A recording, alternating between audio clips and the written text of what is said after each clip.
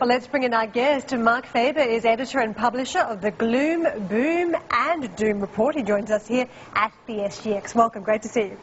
Every time we see this story on China selling treasuries, it makes us wonder whether there's just this disenchantment with the US debt, or is it just China seeing that the odds are very low, there's almost no return to get out of treasuries these days? Well, I guess that it's a bit of the two. First of all, the yields are now extremely low. They're not as low as they were in December 2008 when the 10 years touched 2.08%. We're now still above 2.5%.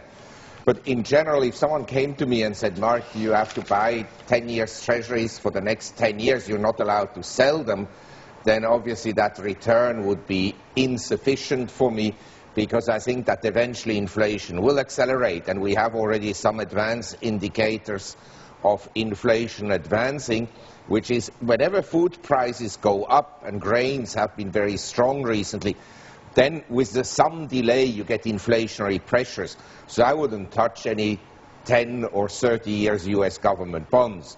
But the second reason is, of course, the Chinese are not particularly happy because they know very well that over time the US dollar will weaken. That's the policy of the US government, to weaken the US dollar in order to cushion the downturn in the American economy. And so they will lose money on having dollar holdings. The problem is what else to do with your money, because the euro has also problems and other currencies have also problems. So a choice would be essentially to buy precious metals like gold and silver, which they should have done a long time ago. That they should have done a long time ago.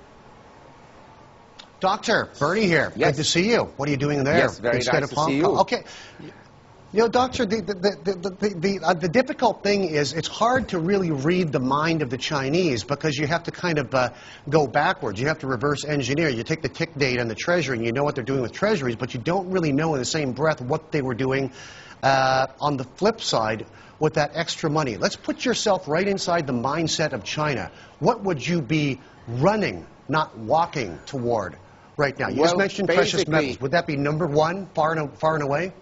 As you know, I'm a good friend of Robert Friedland, who runs Ivanhoe, and already 6 years ago we told the Chinese that they should increase their gold holdings, that they shouldn't invest in US dollars, but accumulate precious metals, which they've never done. Now, they have the intention to accumulate gold and silver, but because the Reserve Bank of India bought gold around 1050, it would be kind of a loss of faith to pay more for gold than the Indian Reserve Bank paid.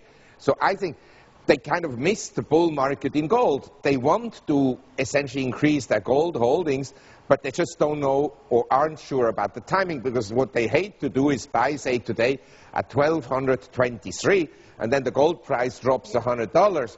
So I think that's their dilemma.